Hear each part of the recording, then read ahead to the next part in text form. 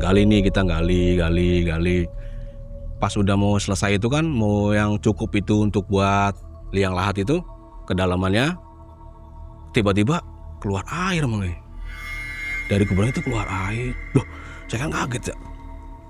Kok tiba-tiba ada air keluar dari sini, padahal itu kemarau Mang. Kamarnya itu hijau semua pas lagi ini tuh sambil ngeliat gitu kan, loh kok tiba-tiba hijau, tadi saya masuk biasa, wah hijau semua. Setelah saya langsung merinding, kayak nggak sadar aja, masuk nggak sadar, tapi pas udah itu baru sadar. Saya langsung lari ke bawah dong, ambil buang gitu, semua situ saya buang, langsung lari. Ini di bidang apa usahanya? Proyek pengaspalan tuh Mang. Besar berarti ya? Besar Mang. Kalau makan uang ini ya kamu jadiin tumbalnya bos kamu. Kok bisa menahan diri nggak makan uang itu?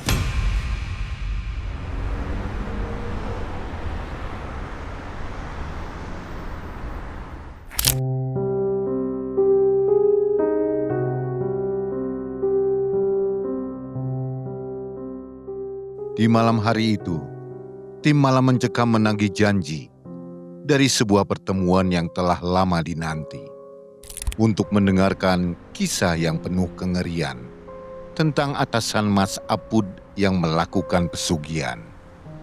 Ketika takdir membawanya masuk ke rumah megah dengan sang pemilik yang terlihat begitu ramah, uang dan kenyamanan ia dapat secara cuma-cuma, namun menyimpan rahasia kelam dari satu perjanjian.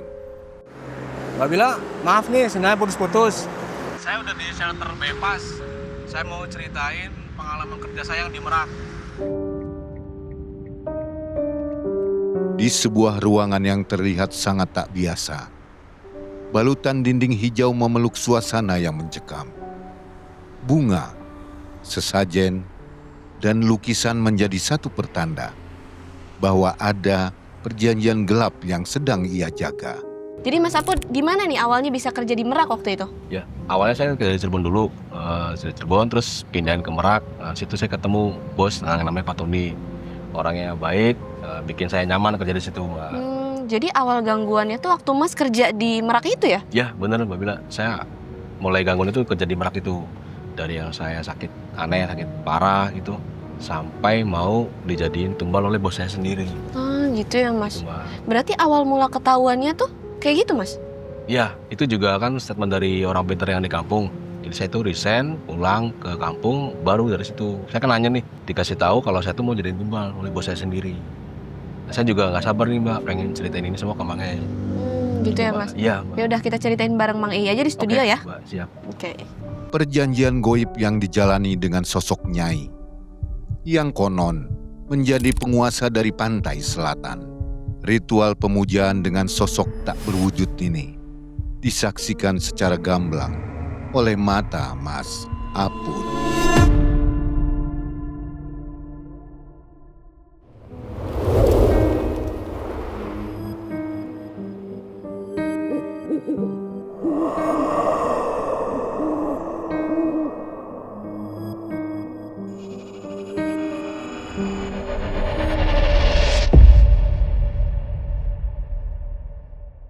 Assalamualaikum warahmatullahi wabarakatuh. Waalaikumsalam warahmatullahi wabarakatuh.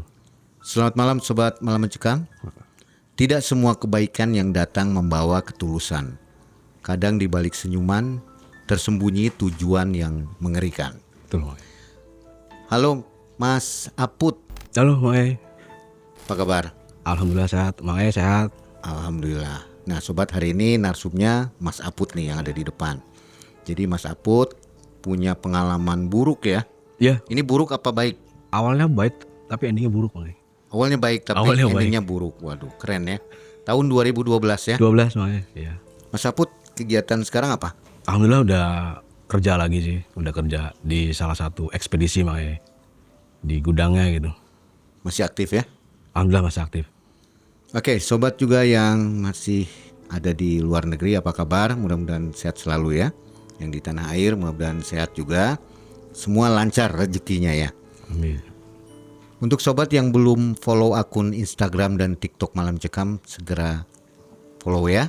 namanya Malam Mencekam Story.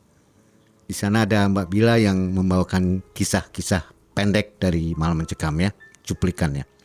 Baik, saatnya kita bilang Malam Mencekam. Semakin malam, semakin mencekam. Kita dengarkan kisah Mas Aput.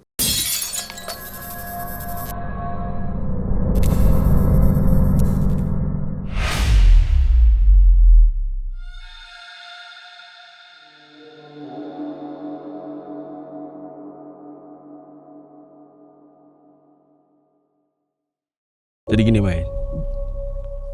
Di tahun 2012 saya memutuskan keluar gitu kan dari kerjaan saya dulu sebagai sales rokok. Kenapa saya keluar? Karena udah nggak nyaman, target juga makin naik. Tapi hitung-hitungan dulu, keluar tuh tabungannya cukup nggak gitu, buat nanti sambil cari kerja lagi. Akhirnya sudah matang hitung-hitungannya, saya keluar. Sambil nyari kerja juga, nyari kerja lagi tuh. Tanya ke teman, telepon. Bro, ana loker beli, bakana kita melu sih. Oh iya, kok misalkan ana dikabari. Kata temen bilang gitu. Udah saya tunggu. Tanya ke temen lagi kan. Sama jawabannya, durung ana ki. Kok hari ana dikabari. Siap. Setelah hampir 1 mingguan, kakak ipar telepon. Pas lagi santai, HP bunyi. Wih, kakak ipar nih tumben banget nelpon kan. Terus bilang, kenapa A? Jarus metu kerjae. Ya A, priben. Nah lowongan ki gelem beli. Jadi apa? Ya ngomongnya sih gua admin. Terus itu udah selesai, saya disuruh siapin berkasnya. Biasa bentuk lamaran itu kan. Malam kakak ipar datang, saya kasihin. Pagi kakak ipar saya kasih ke bosnya itu. Besok pagi saya ditelepon. Bener nih dengan Mas Aput? Iya benar. Bisa nggak kalau hari ini datang buat interview? Bilang gitu man. Siap, saya bilang gitu kan. Akhirnya saya siap-siap, beres-beres, berangkat. Setelah berangkat, nyampe di tempat, langsung ketemu sama bosnya. Perkenalan biasa, namanya siapa, dari mana, kerja di mana aja. Saya jawab tuh, makanya udah selesai, singkat cerita. Tapi maaf nih, nama-nama yang ada dalam cerita ini udah saya samarkan semua ya. Udah selesai, terus akhirnya bosnya ini kan, ya udah kalau kamu udah siap besok datang ya. Ya Pak, saya bilang gitu kan. Siap. Ini di bidang apa usahanya? Proyek pengaspalan tuh Mai. Besar berarti ya? Besar Mai. Besar banget. Besok datang, saya datang, ketemu sama bosnya. Nah dikenalin, di situ juga udah ada admin lagi perempuan. Terus dikasih tahu cara kerjanya. Udah dikasih tahu step-stepnya itu kan. Baru tuh berjalan lancar.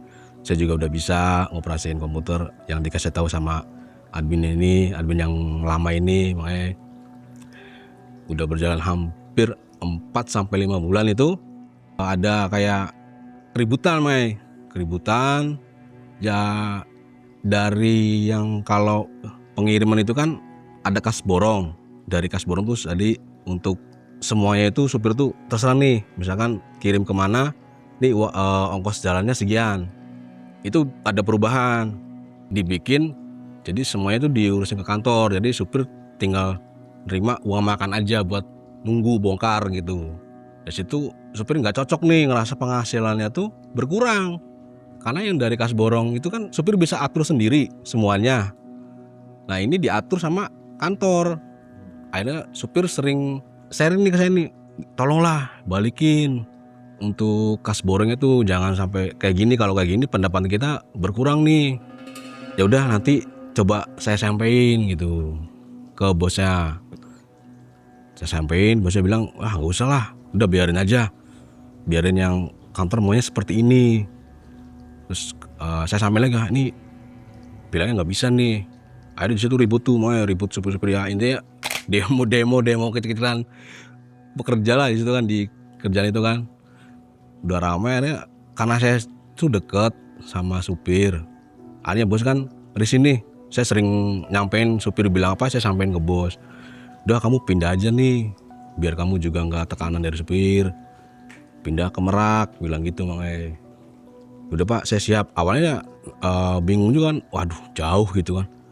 Terus gimana nanti biaya hidup apa kan pasti beda nih dari yang dulu di kampung pindah ke kota lain.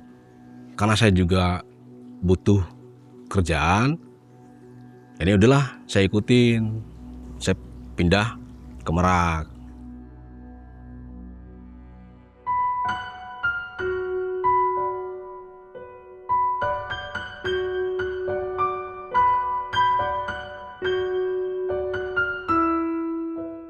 Udah siap-siap, ini berangkat tuh saya ke Merak. Mulai berangkat langsung ketemu sama bosnya. Kurang lebihnya kerjanya sama, kata bos tuh bilang gitu. Nggak jauh beda lah, sama-sama ngurus kayak bikin surat jalan, ngasih kas jalan gitu. Tapi di situ sama udah ada adminnya juga sendiri. Sebut aja namanya Budi. Oh ya Bang, bosnya itu namanya sebut aja namanya Pak Tony. Dikenalin tuh sama Pak Tony ini ke admin yang lama. Nah dari situ mulai nih bos baik banget sama kan, sering ngasih makanan tanpa sepengetahuan si Budi juga nyelipin ngasih uang ke saya tuh awal-awalnya itu. Saya pikir nih bos baik banget di sini, beda sama yang di sana gitu kan. Dalam hati kan saya kayak gitu berpikir. Terus berjalan seperti itu, sering ngasih makan, sering perlakuannya beda lah. Saya lebih baik, kalau ke teman kerja saya ini lebih ya biasa aja lah kayak orang kerja gitu kan. Suatu waktu Budi ngelihat nih pas saya tuh dikasih uang. Kasih uang bilangnya ini buat beli makan. Tuh saya bilang, "Pak, ini apa?" "Udah kamu pegang aja, jangan sampai Budi tahu."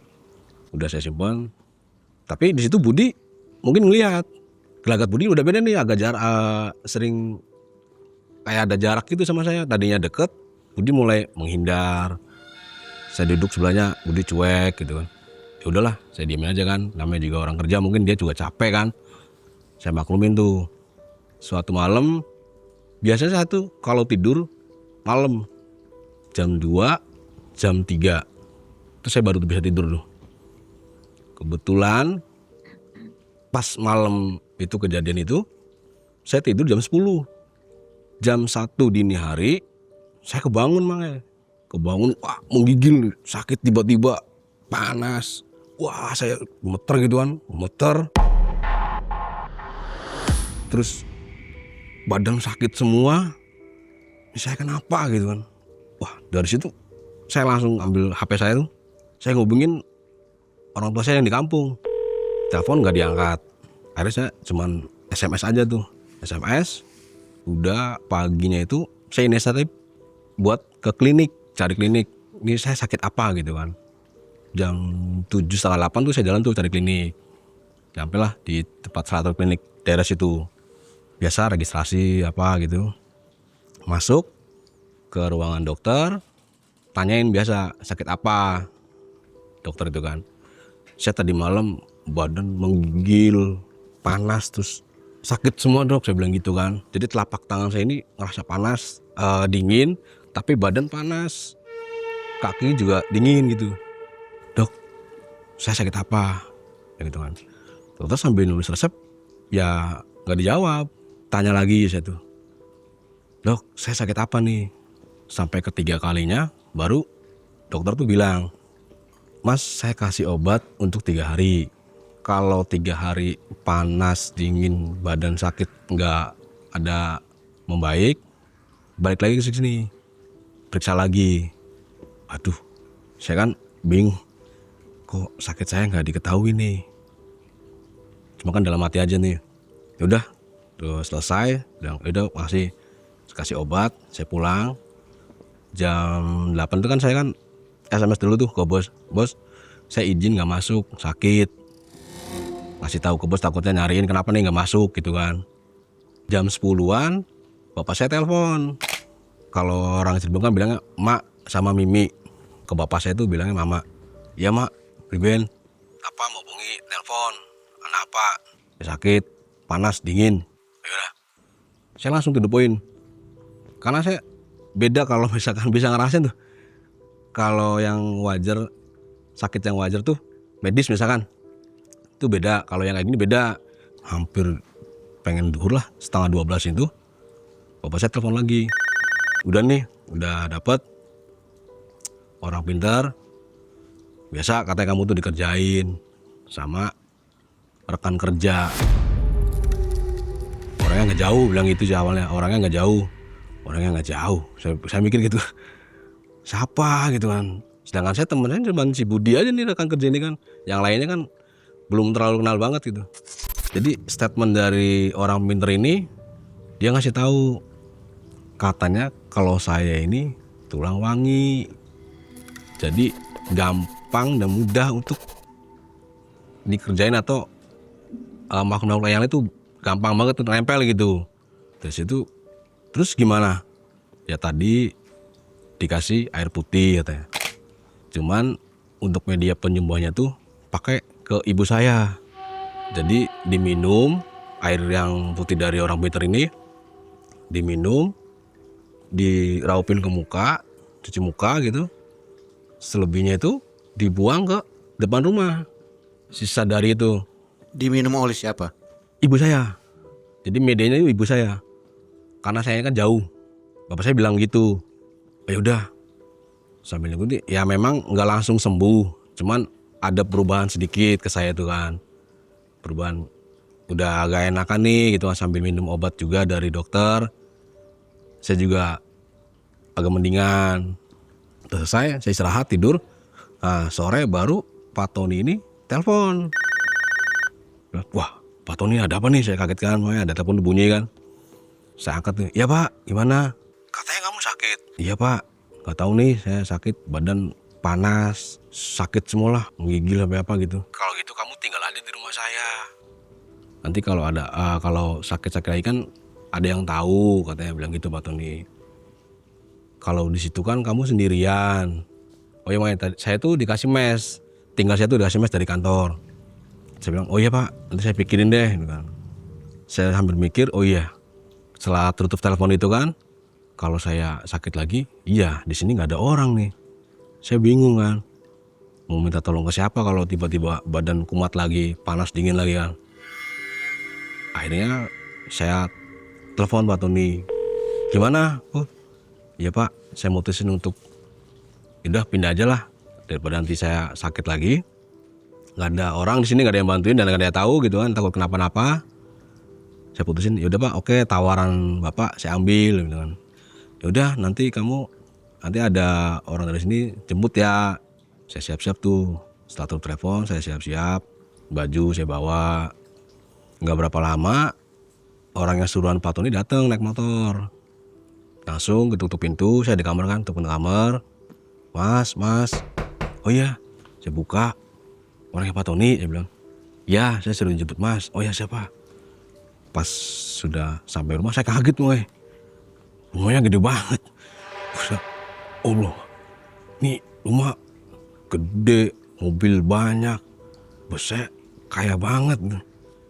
Saya kan sebelumnya belum tahu kehidupan bos saya kan. Pas saya ke rumah itu, saya kaget kan. Wah, gede banget, mobil banyak, mobilnya mewah-mewah. Kaya pasti dia. Kaya banget gue. Bos apa dia? Untuk proyek-proyek pengaspalan gitu gue. Proyek gede ya. Proyek gede itu. Masuk ke rumah, dibukain pintu juga sama orang Pak Tony ini. Nah, di situ ada istrinya Pak Tony lagi duduk di ruang tamu sambil lihat TV gitu. Terus orang Pak Tony ngenalin, Bu ini yang kerja sama Bapak, bilang gitu. Saya kenalan, ya Bu, saya Apud. Sebut aja namanya ini Ibu Ida. Ibu Ida istrinya Pak Tony. Oh ya, duduk. Ngobrol sebentar. Saya tuh suruh tidurnya itu di lantai 2 karena rumahnya tingkat lantai 2. Nanti kamu bersihin dulu ya kamarnya. Masuk aja ke lantai 2 nanti.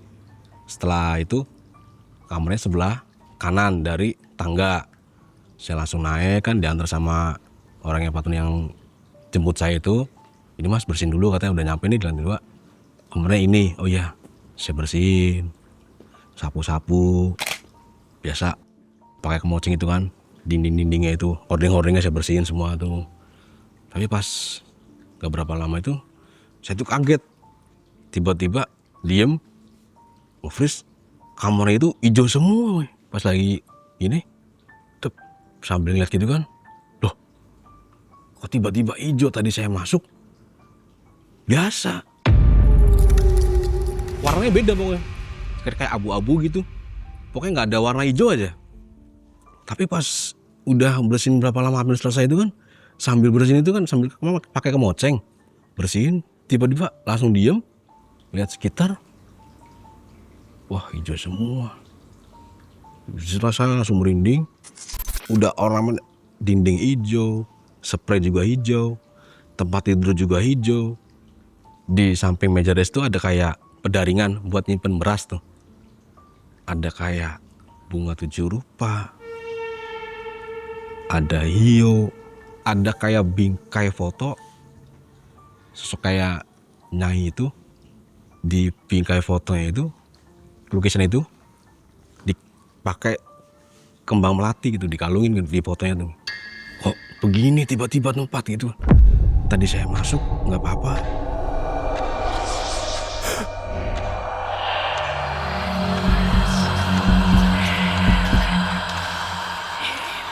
Saya nggak sadar aja, masuk nggak sadar, tapi pas udah itu baru sadar. Saya langsung lari ke bawah dong, ambil buang gitu, semua sih saya buang, langsung lari ke bawah. Ibu Ida kaget nih, sambil, loh kenapa lari-lari bilang gitu kan. Saya duduk diam kan, sambil ngorosan gitu ya, wah capeknya capek karena takut, bukan karena capek karena turunnya. Saya tuh udah yang ini kok tiba-tiba begini gitu. Terus saya bilang, tenang, ada apa? Dikasih minum tuh. Minum, saya sambil minum dulu. Saya duduk diam, cuma saya nggak cerita. Kamu kenapa? Nggak bu, nggak apa-apa. Pengen cerita saya nggak enak. Tanya lagi, kamu kenapa? Nggak apa-apa bu. Ngeliat apa? Nggak ngeliat. Saya tutupin aja tuh. Takut juga kan. Kalau cerita langsung ke ini ya kan, istrinya itu. Udah tenang, udah santai. Akhirnya Bu Ida tuh ngasih tahu, udah kamu jangan di kamar itu aja, kamar sebelah kamar yang di depannya aja tuh. Jadi di lantai 2 itu ada 2 kamar, ada 2 kamar, ada kamar mandi sama buat nonton TV itu kan. Saya di depannya tuh, depan yang kamar yang ornamennya hijau semua. Udah kamu pindah aja, tidurnya di sini aja, kata istri Pak Tony itu, Ibu Ida itu. Oh ya Bu, saya pindah tuh. Kan saya pindah. Udah berjalan lama, udah ya kerja lagi. Sore itu kan Pak Tony datang. Saya lagi di kamar nih sambil istirahat. Pak Tony datang nyariin tuh. Terus saya dipanggil kan. Mut sini, ke bawah. Ditelepon tuh kan. Ya Pak, saya bilang gitu kan. Ke bawah. Gimana? Nanti kamu tidur di sini. Kalau berangkat kerja kan ada motor. Saya bilang pakai aja motornya. Oh ya Pak, siap. Saya bilang gitu kan. Kira-kira betah nggak? Saya betah-betahin Pak gitu. Mau kemana lagi? Sini juga kan gratis. Kayak makan kadang dikasih gitu kan. Minum apa tinggal ambil lah gitu. Udah mudah-mudahan kamu betah kata di sini ya Bang nih. Udah tuh saya istirahat lagi tuh. Istirahat.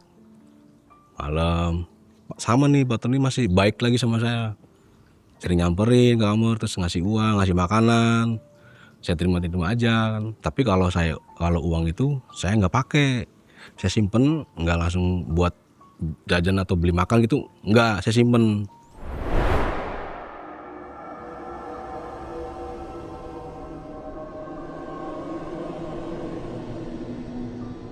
Hampir sekitar 5 bulan itu saya dipanggil nih sama Tony. Udah di rumah kan, sambil santai duduk. Sini saya mau ngobrol. Oh ya Pak, saya bilang. Saya turun tuh ke bawah. Kamu masih sendiri? Iya Pak, saya bilang. Mau nggak kalau kamu saya jodohin sama adik saya? Wah, saya kan bingung kan ya. Bingung. Waduh. Saya mikir, Pak, saya kerjanya cuman kayak gini. Sedangkan Bapak ini kan kakaknya aja sukses, apalagi adiknya mungkin sama suksesnya gitu. Saya pikir gitu kan. Udah jangan mikir macam-macam. Nanti kalau adik saya itu terserah saya. Wah kalau kayak gitu kan, ya udah Pak, saya sih mau aja. Cuma kan ini kerjaan saya kayak gini. Saya jelasin tuh, saya orang yang nggak punya, jauh lah sama Bapak. Saya bilang gitu kan. Udah nggak apa-apa, kamu jangan pikirin. Bilang gitu. Di perusahaan itu bagian apa? Saya admin Mbak, sama kayak bikin surat jalan gitu. Terus Pak Tony bilang, kamu jangan mikirin, itu urusan saya. Kalau adik saya itu nurut sama saya. Kalau saya bilang kayak gini, dia pasti lakuin. Jadi punten, adiknya itu umurnya beda jauh sama saya, sekitar 30-an lah. Kalau saya itu masih di bawah 30. Penampilannya gimana? Menarik. Menarik Boy. Ya, setelah nanti kan ketemu dia, nanti saya ceritain sosok adiknya Pak Tony ini. Terus saya bilang, ya udah Pak, atur aja. Kalau Pak Tony ya memilih saya buat deket sama adiknya Pak Tony ya silakan. Saya juga nggak bisa langsung, nggak mau lah. Gini-gini kan saya kerja sama kakaknya, mas saya nolak gitu. Nanti kerjaan bisa dikeluarin gimana, saya kan bingung lah ya kan. Akhirnya ya udahlah, saya terima aja tuh. Ya udah Pak, siap. Udah nanti saya atur ya buat ketemu. Selang berapa hari Pak Tony bilang, pas sore itu pulang kerja itu kan, nih saya kasih uang 500, nanti kamu jalannya sama adik saya. Nomornya juga dikasih sama Pak Tony ini nomornya, nanti kamu hubungin aja. Oh siap, dia bilang. Udah tuh, udah selesai, saya masuk kamar, saya SMS tuh, maaf, namanya kan Putri, tapi udah disamarin nih makanya. Ini Putri, saya Apun nih yang kerja sama Pak Tony. Pak Tony bilang, nanti kita jalan, ketemu. Sebelumnya Pak Tony udah bilang belum kalau Putri mau dikenalin sama saya gitu kan. Ketik, kirim, dapat balasan nih. Wah, dibalas nih, berarti orangnya baik nih, nggak milih-milih. Iya, kakak saya udah bilang, katanya nanti ada yang mau ngajak jalan, bilang gitu kan. Saya baca tuh, udah nanti ketemuan aja ya, bilang gitu. Udah siap, ketemuan.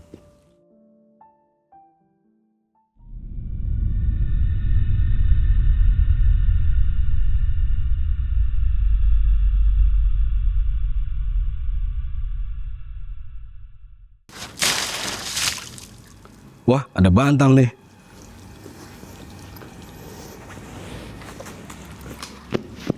Empuk. Cocok nih buat sambil santai tiduran di rumah, nonton TV.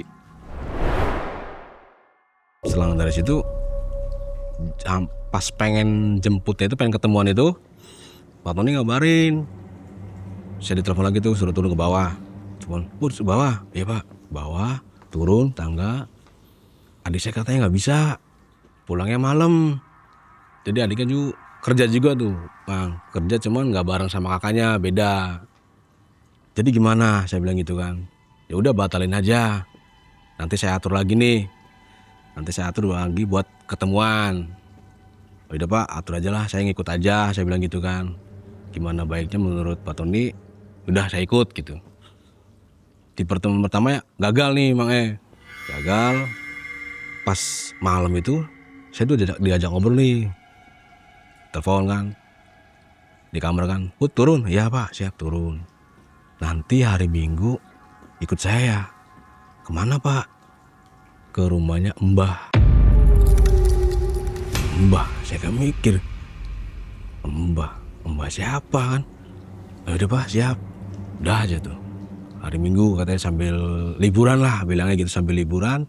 Nanti kita main ke rumahnya Mbah. Saya diajak tuh waktu itu. Tiba waktu itu kan. Cuman Pak Tony ngabarin lagi. Hari ini nggak jadi ke rumah mbahnya, di cancel, katanya mbahnya nggak ada di rumah, bilangnya gitu. Ya udah, nggak jadi nih. Minggu keduanya itu Pak Tony kasih kabar kalau adiknya ini ada waktu buat ketemuan. Ini tadi adik saya ngabarin, katanya dia pulangnya cepet, kerjanya udah beres. Kamu bisa nggak buat ketemuan? Wah, siap Pak. Saya kan mikir uang dari mana nih. Tapi kan yang pertama itu kan Pak Tony sempat mau ngasih buat nih uang 500.000 buat kamu jalan sama adik saya nih. Dimodalin saya tuh. Wah, udah dijodohin, dimodalin, seneng kan. Udah, tenang, kalau masalah uang nanti saya kasih buat kamu jajan. Saya bilang kan ya udah Pak, siap. Dihubungin lah. Bilangnya iya jadi, nanti saya tuh dikasih alamatnya tuh. Nanti ketemu di sini gitu kan. Salah satu rumah makan atau kayak pecel-pecel ayam pinggir jalan itu. Kopi darat ya?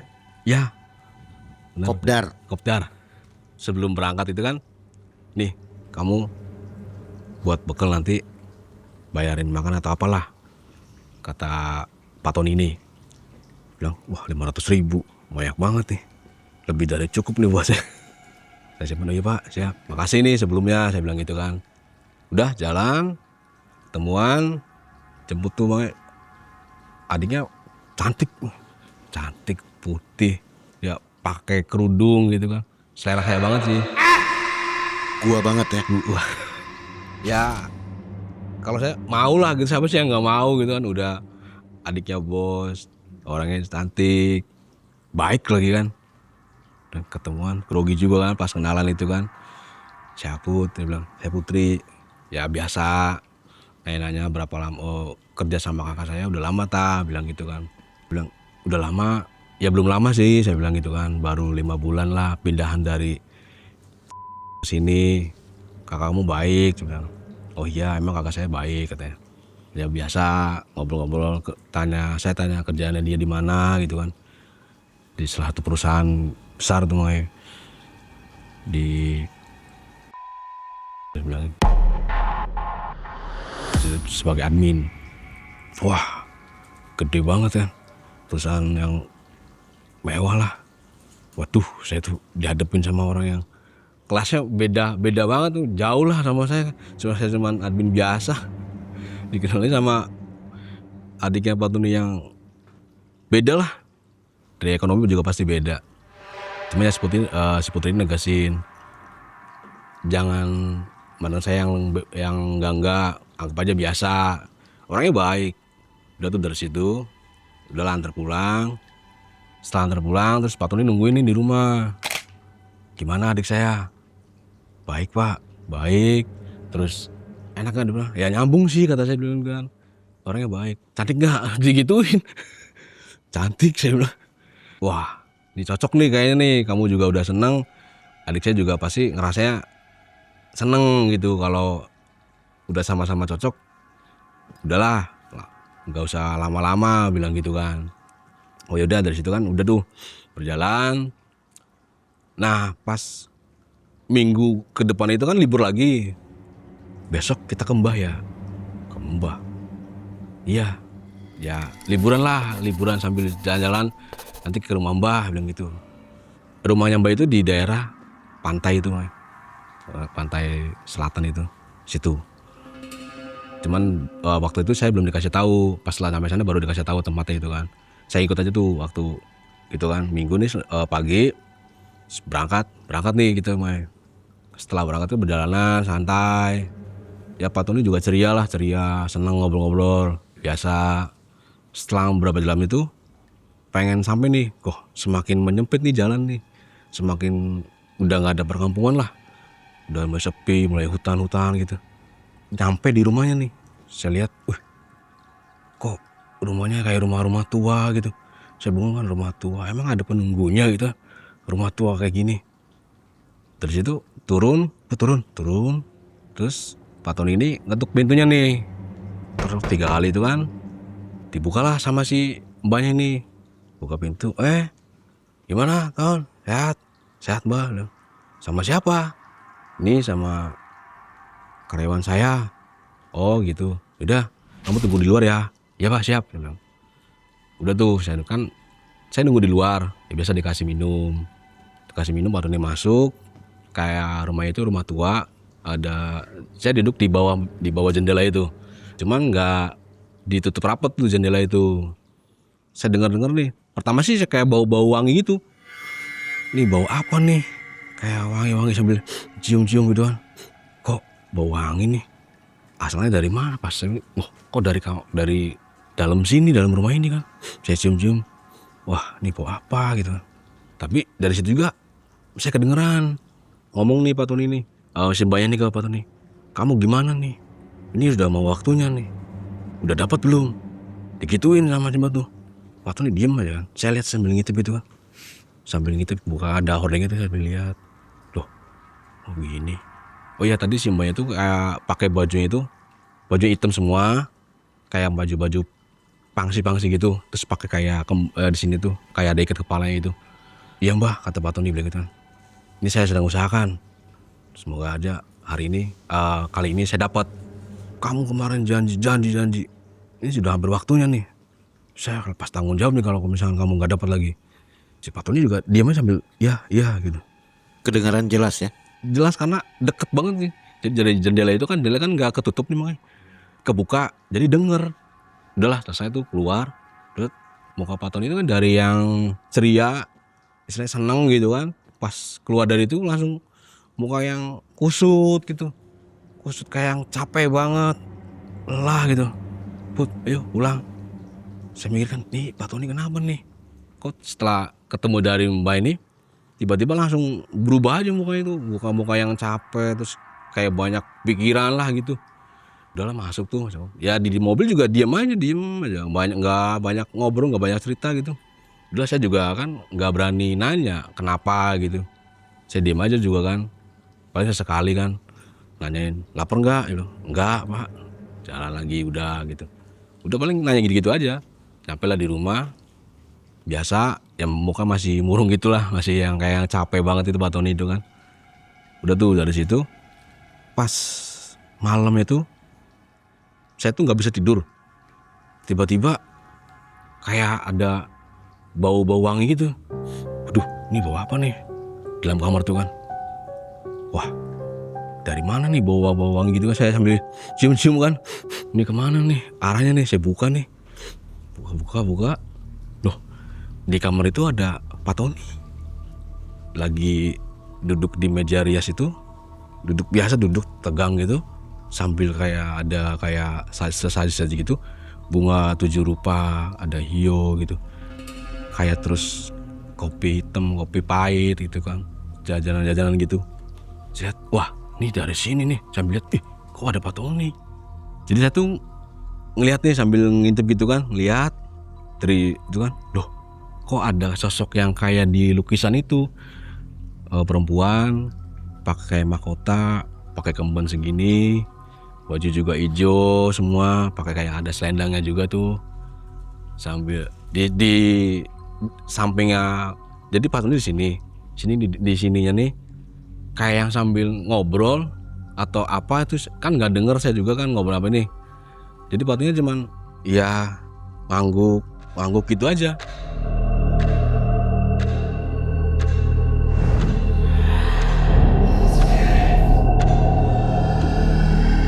Kan saya kan nggak tahu nih dia ngomong apa karena saya juga kan lihatnya dari jauh gitu kan. Wah ini astagfirullahaladzim, saya bilang ini apa-apaan nih begini. Saya kan kaget tiba-tiba ngeliat sosoknya. Cabut lah, saya langsung masuk kamar tuh. Masuk kamar udah saya nggak bisa tidur kan. Kepikiran aja bilang sosok yang kok sama persis sama yang di lukisan itu.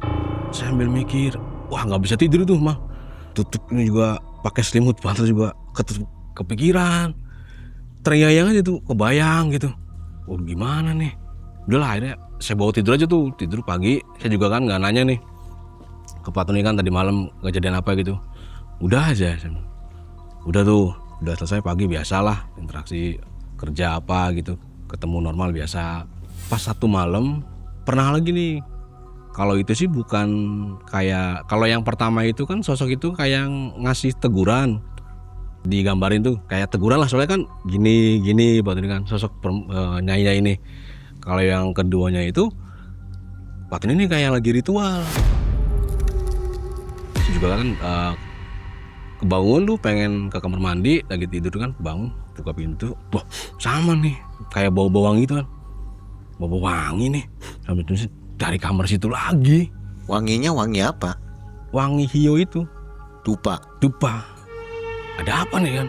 Pas ngintip, ya ada Pak Tony itu. Kayak lagi ritual aja, tapi sosok yang perempuan yang itu, sosok Nyai itu nggak ada, cuman Pak Tony sendiri aja gitu. Diem, biasa di meja rias itu sambil duduk tegap gitu.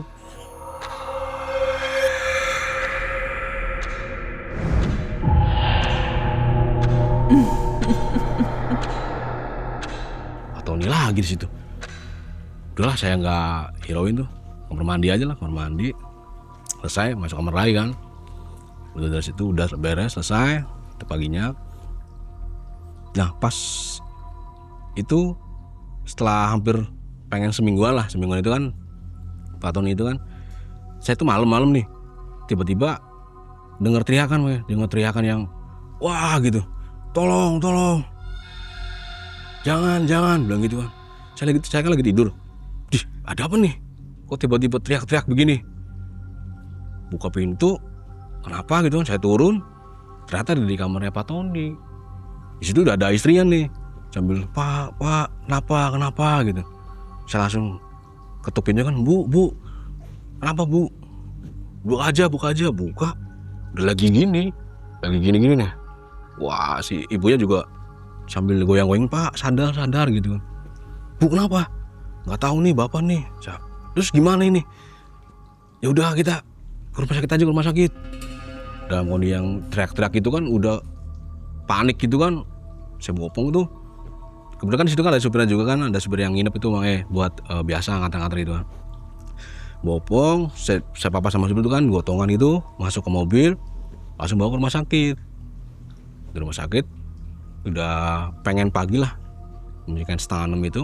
Kejadiannya itu kan jam 4 pengen menjelang subuh itu 5:30, jam 6 itu dapat kabar kalau Pak Tony gagal jantung, serangan jantung. Si ibu kan nangis saya juga kan bingung, saya harus gimana kan, nangis kayak gini. Udah bu, saya senangin kan, sabar. Udah tuh dari situ kan udah terus diselesain semua urusan administrasi itu sama rumah sakit, udah selesai semua, masuk ke ambulan.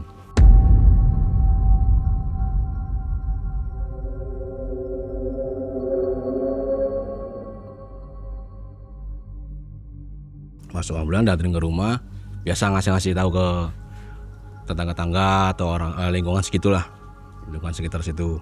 Udah dari situ saya kan mikir karena Pak Tony ini kan orangnya baik sama saya gitu kan, saya pengen bales lah kebaikannya Pak Tony ini. Saya ikut gali kubur sama orang segitunya tuh, orang-orang yang sekitaran situ.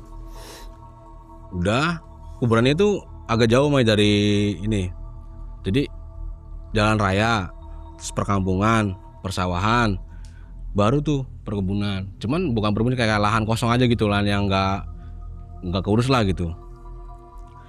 Nah habis itu ada 4-5 orang lah sama orang-orang situ ya kan. Kita gali.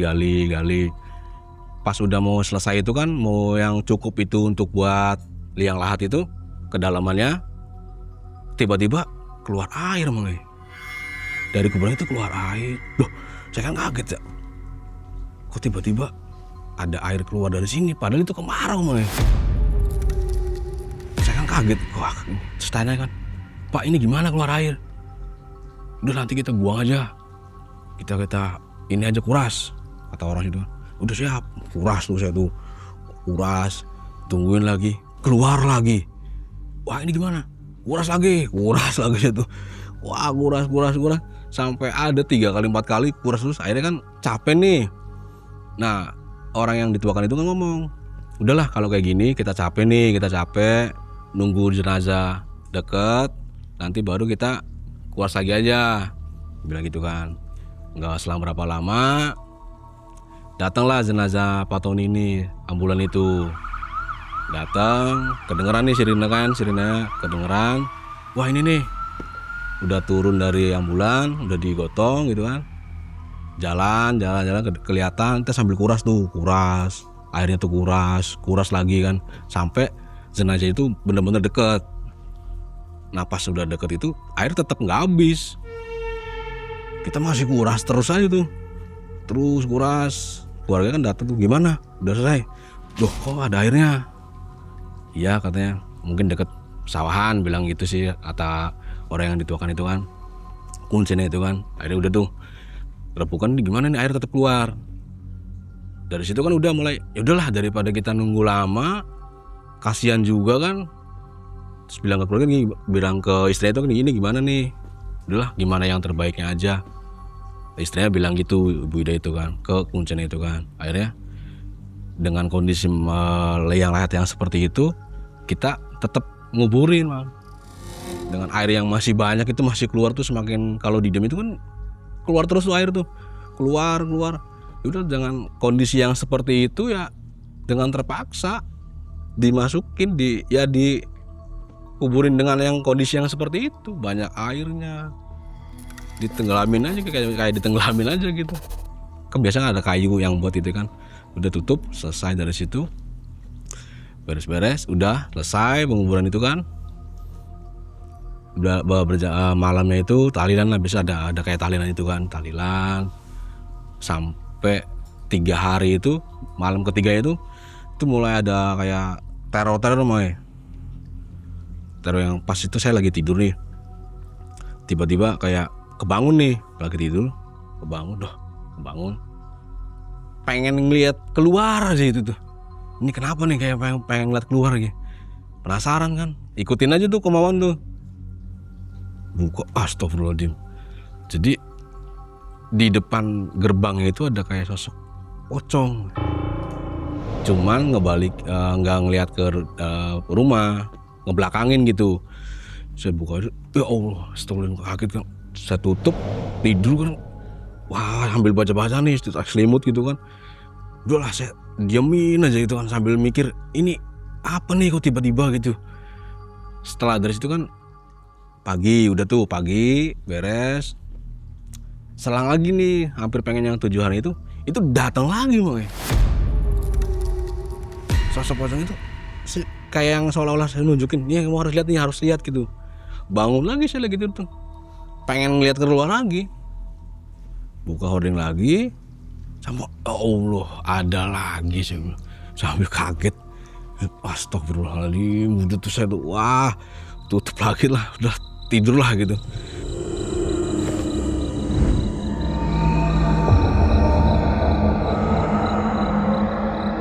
Udah tidur nggak mikir apa-apa, gimana cara saya bisa tidur dan ngelupain tuh sosok-sosok yang sering teror pocong itu kan. Udah dari situ saya kan mikir, Pak Tony udah meninggal, terus kejadian saya terus lihat pocong-pocong itu kan, saya bikin takut sendiri gitu kan. Akhirnya saya mutusin untuk resign dari kerjaan itu, dengan segala sesuatu udah saya kondisin lah, gimana caranya nih buat saya hidup di kampung ini kan, saya masih ada pegangan. Udah dari situ kan saya bilang nih, pertama ke ibunya dulu, Bu, saya mau resign keluar nih. Loh kenapa? Bilang gitu kan. Ya kan ada yang gantiin bapak, nanti lagi dicari setelah 7 hari itu kan Maya. Setelah 7 hari, ibu bilang, bapak kurang baik apa? Kamu udah nggak betah di sini, kamu nggak kasihan sama ibu tinggal sendiri di sini di rumah. Ya saya juga udah ngerasa yang udahlah. Kata ibu saya juga, saya suruh pulang. Saya bilang gitu, alasannya gitu.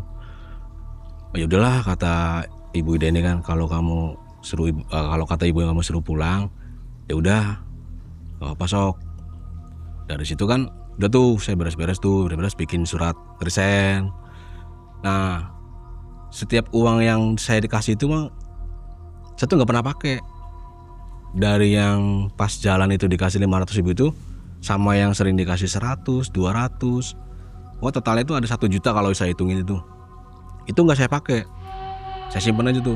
Pas mau pulang ini, saya kembaliin ke istrinya ini kan, Bu, ini sebelum pamit itu kan saya bilang, Bu, ini saya tuh pernah dikasih uang sama bapak, cuman nggak saya pakai, ini saya balikin ya Bu. Saya balikin. No, uang apa ini? Nggak tahu nih, bapak sering ngasih ke saya bilang gitu kan. Habis itu ya udah saya terima ya, pamitan baik-baik sama ibunya, Bu makasih nih, udah saya tempat tinggal rumah di sini, tidur di sini, ngasih makan apa, ibu baik sama saya gitu kan. Ya udah, kalau kayak gitu udah rela nih ninggalin ibu, bilang gitu, karena deket sih kan tinggal di situ juga kan. Iya Bu, saya ya udahlah kalau keputusan kamu gitu.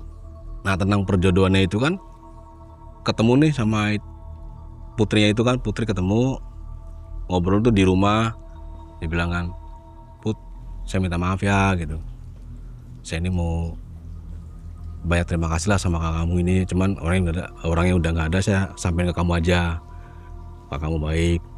Terus Putri juga, ya udah Mas nggak apa-apa, dia bilang gitu kan. Terus Putri juga nanyain, jadi gimana? Enggak lah, saya bilang, kakak kamu juga udah nggak ada, perjodohan kita gimana, nanyain kan gitu kan. Udahlah, nggak jadi aja, saya bilang gitu. Saya juga nanti mau pulang ke rumah, resign dari sini gitu kan. Nah ini seperti juga, ya udahlah nggak apa-apa, mungkin ini jalan yang terbaik, bilang gitu. Ya perjodohan itu ya akhirnya gagal. Saya tuh pamit tuh, pamit pulang ke rumah. Cuman pas sampai rumah ini, teror ini nggak hilang. Saya masih dapat kayak tiba-tiba kayak sosoknya itu tiba-tiba lewat. Kalau saya lagi diem tuh, sampai rumah nih misalnya, udah nyampe rumah, pulang ke rumah santai, tiba-tiba kayak yang lewat. Duh, apa ini? Apa sih cuma perasaan saya aja gitu? Udah gitu. Lagi tidur, tiba-tiba ketindihan gitu. Lagi tidur, kayak yang sosok itu lewat, terus tiba-tiba kayak yang masuk langsung blet. Saya tuh, wah udah tuh nggak bisa gerak tuh, wah sambil tolong gitu, tolong.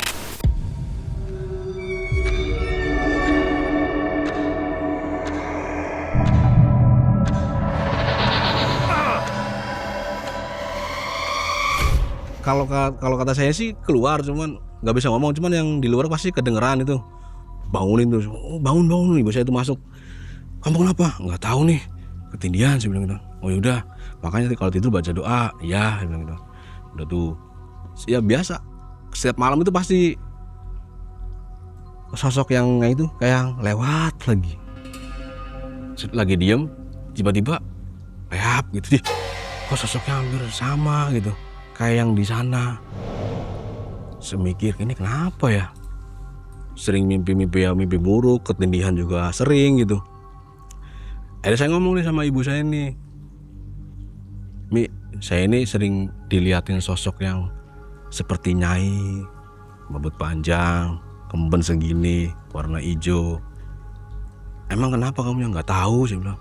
Terus mimpi apa? Tidur juga sering mimpi buruk, saya bilang. Yaudah nanti coba Mimi tanyain ke orang pintar, kamu kenapa? Habis dari situ kan udah saya tuh, tiba-tiba supir yang orang yang tinggal di rumah Pak Tony ini telepon, wah ini saya angkat kan, ya gimana Pak? Ini Mas di sini terornya semakin mencekam katanya. Mencekam gimana? Sering banget ngeliatin kayak pocong gitu. Mas pernah lihat? Iya, saya juga pernah lihat Pak. Cuman saya nggak ngomong ke pembantu yang ngurus rumah Pak Tony itu. Wah kalau kayak gini, saya juga mau keluar lah kayak gitu kan. Nanti gimana? Ya ibunya juga rencananya mau pulang kampung. Karena sering banget teror pocong-pocong itu sering nongol, makanya sering nampakin diri gitu. Akhirnya kan ya udah Pak, hati-hati aja bilang gitu. Habis dari situ udah selesai teror pocong itu kan, si ibunya akhirnya rumah ini ditinggalin. Udah ditinggalin, saya kan ada ritual buat ngilangin sering-sering lihat kayak gitu mah, karena badan juga masih sakit-sakit juga kan. Cariin lah orang pintar sama ibu saya tuh buat mimpi buruk saya tuh, saya ngeliatin sosok kayak Nyai gitu sering tiba-tiba lewat. Tanyain lah ibu saya tuh ke orang pintar, tanyain, ketemu. Ya udah, pertama sih dikasih, saya nggak datang pertama tuh, cuman ibu saya aja dikasih air putih. Ibu saya datang, nih ibu sudah cariin orang pintar, kamu suruh minum aja dulu nih, minum buat ngilanginnya itu, minum sama nanti buat mandi ya, bilang gitu kan. Iya, nih siap. Udah kayak gitu kan, tetap masih ada teror itu, masih sering kayak yang sering ngeliatnya sosok-sosoknya itu, sering mimpi buruk, masih aja gitu. Setelah itu kan ibu saya nanya lagi, ini kok saya masih digangguin, anak saya ini masih digangguin nih, gimana nih? Ya udah dari situ cobalah Kak ritual yang lebih dalam lagi katanya, bilang gitu kan, lebih bagus lagi katanya buat cepet hilang gitu. Ibu saya disuruh beli kembang 7 rupa buat nanti buat mandi, saraninnya gitu sama orang pintar tuh. Setelah itu kan orang pintar kan bilang, beli aja kembang 7 rupa pasar, habis itu nanti buat mandi katanya, bilang gitu. Jadi setelah udah beli kembang 7 rupa, saya mandi jam 12 malam. Bayangin aja jam 12 malam mandi cuman pakai sarung, pakai air dingin kan, kuyur, saya kedinginan. Wah dingin, udah. Terus dari situ orang pintarnya ngasih tahu nih setelah selesai. Dibilangin, nih kenapa kamu sering digangguin, terus mimpi buruk? Karena kamu ini mau dijadiin tumbal bos kamu. Wah, saya langsung astagfirullahaladzim. Kaget kan emangnya. Kok begini gitu kan. Gimana caranya gitu kan. Saya dijadiin tumbal sedangkan bos saya kan baik. Iya. Jadi kenapa saya nggak jadi ditumbalin, lolos? Karena uang yang sering dikasih itu saya nggak makan. Saya simpen aja. Kalau makanan sih saya makan. Tapi kalau uang nggak saya pakai. Kata orang pintarnya bilang gitu kan. Untungnya kamu ini nggak makan uang dari pemberian bos kamu. Kaget kan. Wah alhamdulillah saya bilang. Kalau kamu makan kamu jadi tumbalnya bos kamu. Karena kamu nggak pakai dan nggak makan, kamu akhirnya selamat. Terakhir usahanya gimana, usaha Pak Tony ini? Habis Woy. tahu dari mana? Jadi yang pernah kerja di rumah itu kan, rumah juga istrinya pulang kampung ditinggalin kosong. Sempet Istrinya Pak dikontrakan. Tony? Iya. Karena beda ini nggak satu daerah gitu, beda daerah gitu. Pulang kampung istrinya ditinggalin aja rumah gede kayak gitu. Kayak misalkan proyek-proyek itu banyak yang gagal, mobil-mobil juga banyak yang dijual gitu buat biaya hidupnya, buat bayarin karyawan sih awalnya gitu kan, makanya kan karyawan masih ada nih, jadi dijual buat bayar gajian gitu. Proyek juga kan nggak jalan karena Pak Toninya juga kan udah nggak ada siapa yang ngurusin gitu. Dari situ ya rumah ditinggalin, istrinya pulang kampung, mobil juga udah kebanyakan jual buat bayar karyawan gajinya, habis makanya. Saya dengarnya dari pembantunya itu, hartanya selesai semua, mulai nol lagi tuh. Ya. Untungnya terhindar ya. Ya alhamdulillah terhindar. Setelah dibersihkan itu nggak ada gangguan sama sekali. Alhamdulillah nggak ada. Udah badan juga enak. Ya alhamdulillah udah kerja lagi gitu. Andai waktu itu makan uangnya itu kena ya. Iya makanya itu udah pasti tuh kata orang itu tuh, kamu untungnya nggak makan. Kalau makan uang ini ya kamu jadiin tumbalnya bos kamu. Kok bisa menahan diri nggak makan uang itu? Kalau waktu yang kasih 100, 200 itu saya tuh masih ada uang, dan kalau nggak bikin surat jalan itu saya dikasih uang sama sopir seperti itu. Ini buat jajan gitu, ini buat beli makan. Saya dikasih tuh kalau bikin surat jalan, kasih. Ini uangnya saya simpen aja udah. Nah yang 500 itu buat jalan sama adiknya itu, laki-laki masa mau dimodalin sama orang lain, gengsi makanya. Pakai uang sendiri aja lah gitu. Uang saya juga ada gitu kan. Masih cukup nih gitu. Ini buat cadangan aja nih yang 500 ini. Saya pikir. Jadi nggak saya pakai. Jadi buat tabungan aja rencananya gitu. Iya, awalnya gitu. Oke. Ada saran nggak untuk penonton Malam Mencekam? Gimana Ya. pesannya? Ya kalau kesarannya sih gini. Orang-orang yang baik ini kita juga kan nggak tahu. Niatnya baiknya orang ini, di belakangnya kita kan nggak tahu. Lebih hati-hati aja sama kalau misalnya ada yang lebih mencurigakan kayak sering kasih uang kayak saya itu, simpen aja. Itu pengalaman saya kan, jangan dipakai. Karena dari situ nih awal yang buat buka pintunya itu. Oke, jadi kalau ada bos yang royal Itu harus hati-hati sih. harus waspada Tujuannya ya. apa? Waspada. Oke. Baik, terima kasih Mas Aput nih. Mas Aput namanya mirip dengan pengusaha empal gentong di Cirebon ya. Iya. Ada saudara di situ. Saudara nggak ada sih, Nggak ada cuma nama aja mirip makanya. Mirip ya. Iya. Merak seharusnya menjadi awal bagi kehidupan Mas Aput. Pekerjaan baru, orang-orang baru, dan harapan untuk masa depan yang lebih baik. Namun setelah mengenal Pak Tony, kehidupannya berubah secara perlahan. Tubuhnya jadi sering jatuh sakit. Malam-malamnya selalu dipenuhi oleh teror. Seolah ada rahasia yang sengaja disembunyikan di balik semua kebaikan itu. Halo Sobat Malam Mencekam, ini waktunya buat sobat semua untuk jadi lebih dekat bersama Malam Mencekam. Ayo gabung membership sekarang juga, cuma dengan 10 ribuan. Kalian bisa dapat akses ke ratusan konten eksklusif. Mulai dari pembuktian ilmu goib, perjalanan dan penelusuran tim Malam Mencekam, sampai momen lebih dekat bersama para narasumber. Dan nggak cuma itu, member juga bisa nonton video terbaru lebih awal. Plus dapat emoji dan badge eksklusif khusus member, biar identitas kalian makin mencekam. Klik tombol gabung sekarang dan jadilah bagian dari keluarga besar member Malam Mencekam.